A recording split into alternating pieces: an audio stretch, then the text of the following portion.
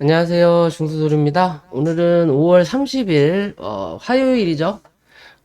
장 마감 후고요. 오늘 코스피는 1.04% 상승 마감하였고, 코스닥은 0.98% 상승 마감을 하였어요. 뭐, 시장이, 좋았다라고 봐야 될지, 나빴다라고 봐야 될지, 참 어려운 시장이었어요. 개별 종목으로 좀 움직이던 종목들이 오늘은 반도체 섹터들로 하루 종일 움직이다가 장 막판에만 약간의 개별적인 움직임이 좀 나타났고 반도체 섹터가 후장에 조금 빠지는 그림이 나타나긴 했지만 그래도 오늘 하루는 반도체의 날이었다 라고 보면 될 것 같고요. 그거를 뒷받침해준 부분은 외국인 매수세가 양매수가 들어왔다라는 거고요. 선물까지. 그리고 개관도 코스 닥은 샀네요. 코스 피는 팔았지만 코스 닥은 샀다라는 거고.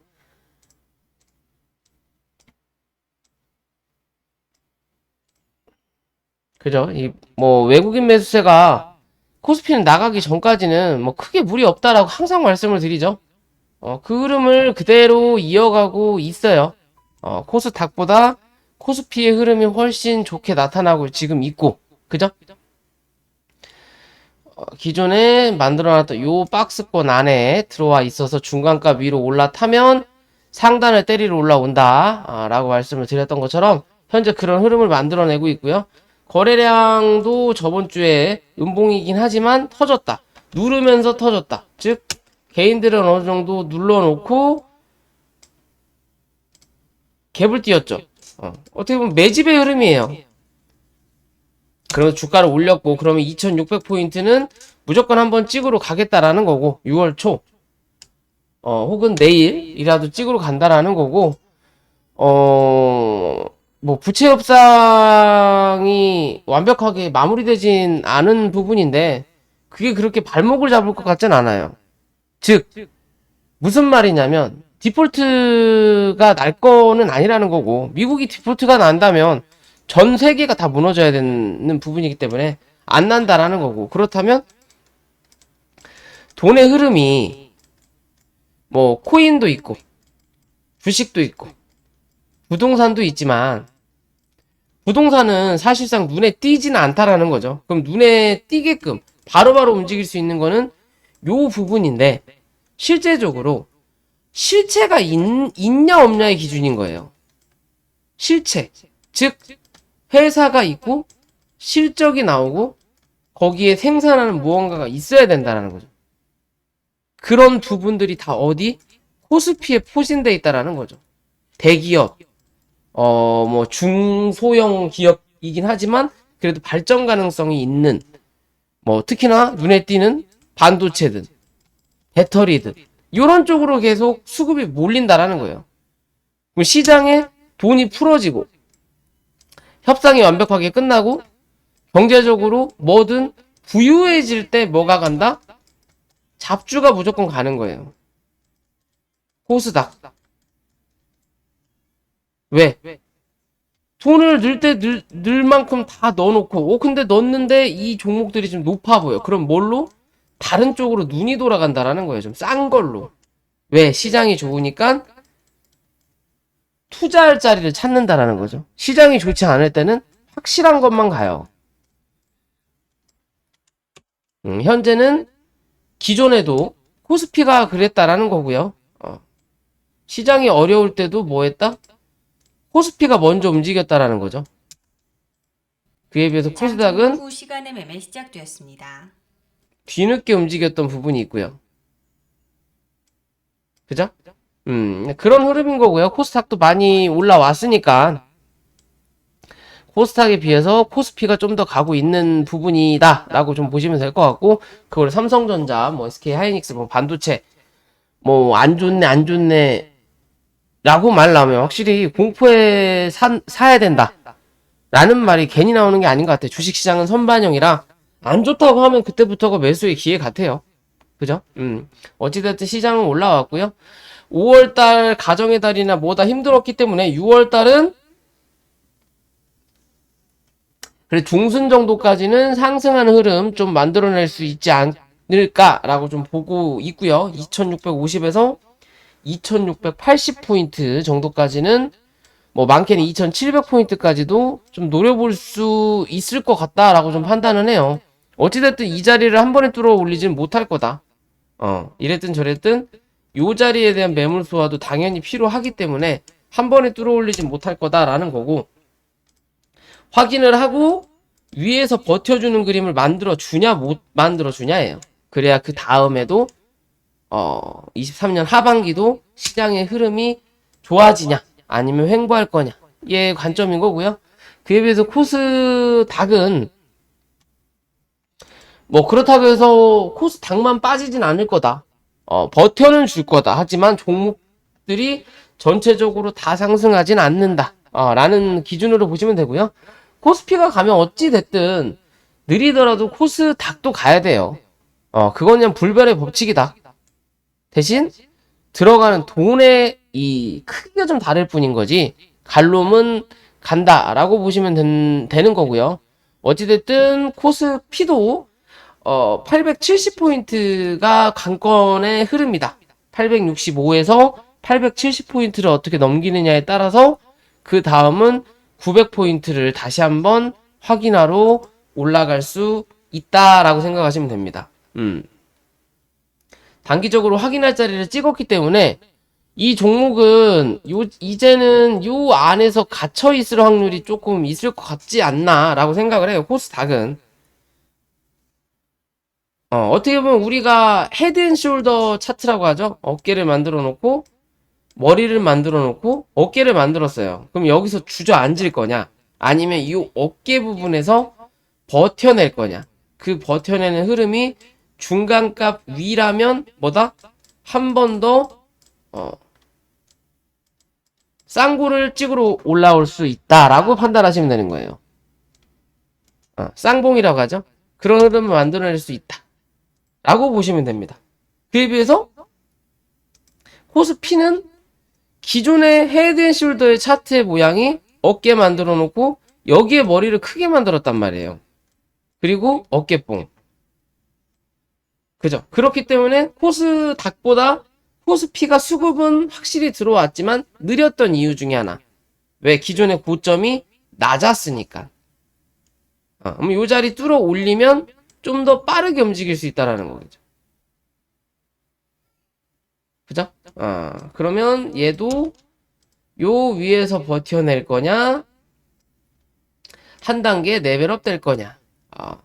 하지만 매물대가 있기 때문에 그 자리를 한 번에 뚫어 올리진 못한다 라고 말씀을 드리는 부분이 그런 의미다 라고 생각하시면 될 것 같습니다. 뭐 시장은 그냥 그렇게 보시면 되고요. 뭐 이도저도 아니다, 별로 재미가 없다, 코인도 그냥 재미가 없고, 이제 주식도 재미있다 없다라고 판단하기 조금 애매하고요. 어떤 종목을 들고 있느냐에 따라 다르겠죠, 당연히 주식은. 근데 코인은 뭐 그냥 그렇다 라고 보면 될 것 같고, 자, 오늘 뭐 반도체 위주로 좀 많이 움직였다라고 좀 봐야 될 것 같고요. 뭐 거기서 눈에 띄는 종목으로 보면 삼화전기 애들이 좀 움직였어요. 그죠? 뭐 기존 코스닥을 좀 이끌었던 종목들 중에 하나고, 어떻게 보면 삼화전자가 대장이었고 그 밑에 삼화전기가 따라다니는 흐름이었지만, 최근에는 경고 종목을 들어서고 나서 수급의 이동이라기보다는 많이 올라왔고, 삼화전자가 많이 올라왔던 종목이기 때문에 조금 더 쉬는 그림이다 라고 보시면 되는 거고요. 오늘 삼화전기도 좀 무턱대는 수급이 좀 들어섰다. 들어서는 흐름이었고, 그 흐름을 뚫어 올리진 않았다라는 거예요. 이게 아직도 애매한 흐름을 만들어 놓은 자리예요. 윗꼬리상 삼각수렴을 하고 있는 그림일 것지, 아니면 기존의 자기네들 물량을 조금 더 털어내기 위함인 건지, 얘 부분인 거고요. 몸통으로 그어봐도 그렇죠. 딱 거기에 갖다 놨어요, 애매하게. 이랬든 저랬든 어찌할지에 대한 흐름을 만들어 놓은 거고, 이 종목은 25,500원을 이탈하지 않아야 돼요. 그래야 뭐 할 수 있다? 다시 한번 요 흐름, 이 삼각 추세에 상승의 흐름을 뚫어 올리는 그림이 분명히 나타날 수 있다. 그게 29,300원대에 뚫어 올리느냐에 따라서 다시 쌍봉 혹은 신고가를 또 갱신할 수 있는 그림 분명히 만들어낼 수 있다라는 거고요. 그러기 위해서는 25,500원 종가상 이탈하지 않아야 좋은 흐름이라는 거고, 그에 따라서 삼화전자도 위에서 찍어 누르는 추세를 뚫어 올리는 흐름을 못 만들어내고 있다.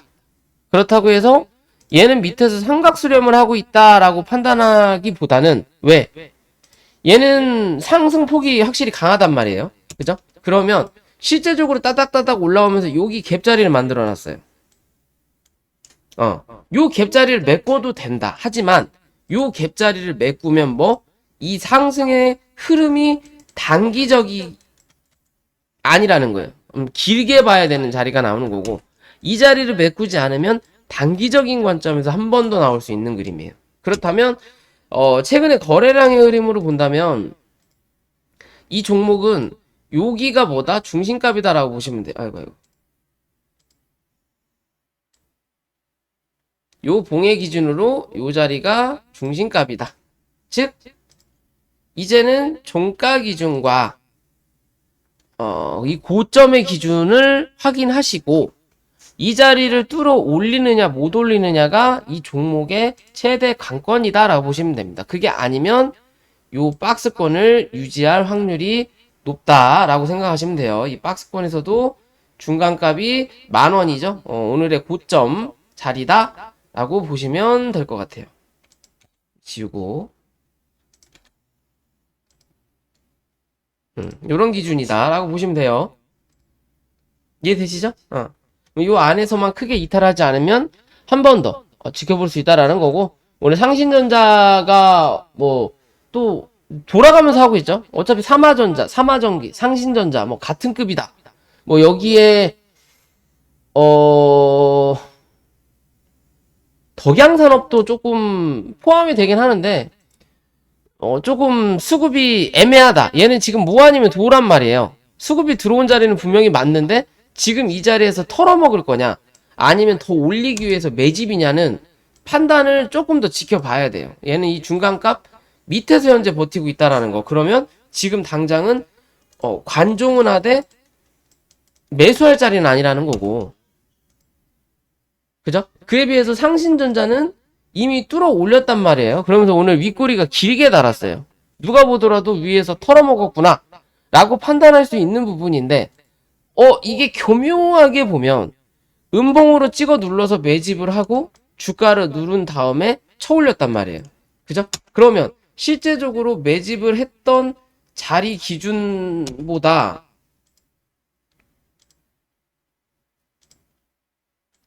기껏해야 13% 올린 거예요.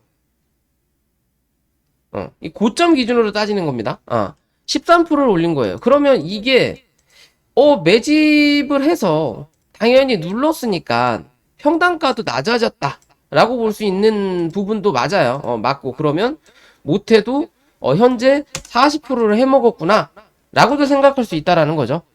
그냥 우리의 주관상으로 라고 해먹을 수도 있다. 거래도 많이 터졌으니까. 하지만 이랬든 저랬든 뭐 했다?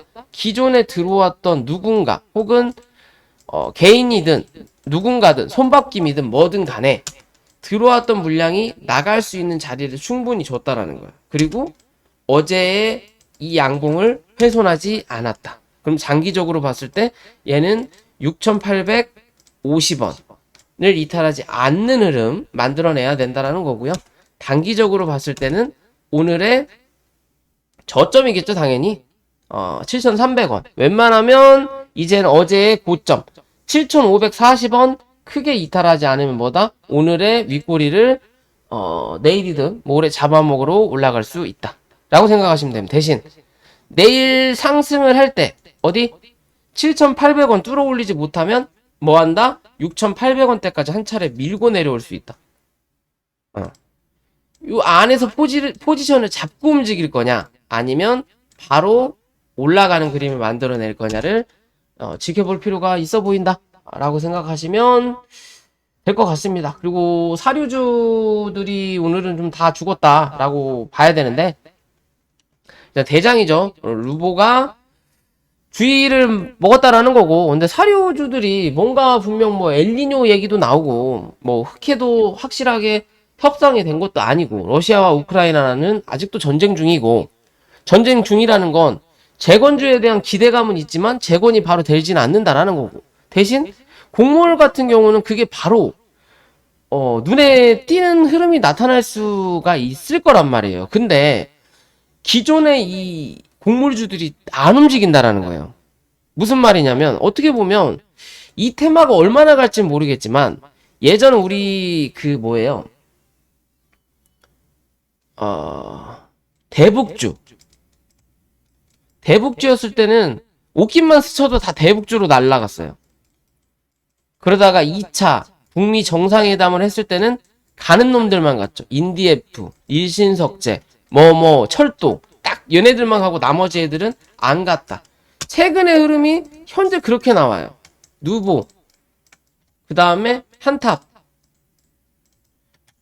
그리고 한일사료와 미래생명자원은 고점을 찍었기 때문에 안 가는 거예요. 먼저 얘네들이 움직였죠. 고점을 찍고 얘네들이 안 가고 이 다른 놈들이 갔단 말이에요. 그죠? 얘네들은 확실히 고점을 찍었어요. 확인할 수 있는 자리를 찍었고, 그 자리를 뚫어 올려야만이 업그레이드가 되는 자리인데 그 자리를 안 가는 거예요, 지금. 그러면 이 얘네들이 전체적으로 다 움직여주는 흐름을 만들어줘야 이 테마가 이어지는 그림이 나타날 텐데, 그러기 위해서 이 누보가 좀 더 힘을 내줄 거냐 내주지 못할 거냐라고 저는 좀 판단을 하는 기준입니다. 일단 위로 올라올 수 있는 자리는 어느 정도 올라왔다 라고 판단할 수 있는데, 이 수급이 지금 다 나갔느냐 나가지 못했느냐의 관점인 거고요.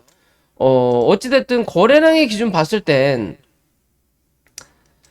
단기적으로 고점이라고 해야 될지 하는 부분에 대한 흐름을 일단은 확인했단 말이에요. 그럼 이제 남아있는 자리가 여기서부터 요 자리가 남아있는데, 실제적으로 최근에 들어왔던 거래량의 기준으로 봤을 때는 한 차례 들어 올려도 되는 자리예요. 들어 올려도 되는 자리인데 굳이 금요일날 올렸다가 윗꼬리를 달면서 쭉 빼는 그림. 노날도 마찬가지였죠. 그죠? 상한가를 거의 뭐 찍었다가 처음 이는 자리. 대신 오늘의 이 금요일의 저점을 이탈하지 않으면서 오늘 버티는 그림을 만들어냈지만, 요런 흐름을 만들지는 않을 것 같아요. 왜냐면 이 테마 자체가 전체적으로 움직이는 테마라면 요런 그림도 한번 기대해 볼 수 있는데, 그렇지 않았다라는 거죠. 그러면 한 차례 더 눌러보고 결정할 수 있다라는 거. 시장의 흐름상 한 차례 더 눌러보고 결정할 수 있다. 그 눌림의 기준이 2,600원대를 크게 이탈하냐 하지 않느냐의 관점인 거고요. 웬만해서는 다시 3,100원대 위로 얘가 안착하는 그림을 만들어내야 그 다음 흐름을 또 기대해 볼 수 있는 거다. 그렇지 않으면 모양만 만들어 놓고 뭐한다? 누르는 그림으로 끝난다. 결국 테마가 형성이 되지 않는다라고 보시면 돼요. 그냥 이해되시죠? 그렇다면 내일의 흐름이 이 그림을 깨지 않을 거냐, 아니면 2,600원대까지 한 번 정도 확인해보고 볼 거냐, 일단 관심은 가질 필요가 있다 라고 저는 좀 보는 종목입니다. 아직까지는 그렇게 판단하시고 보시면 될 것 같아요. 오늘 영상 여기까지고요. 영상이 도움이 되시면 구독과 좋아요 부탁드릴게요.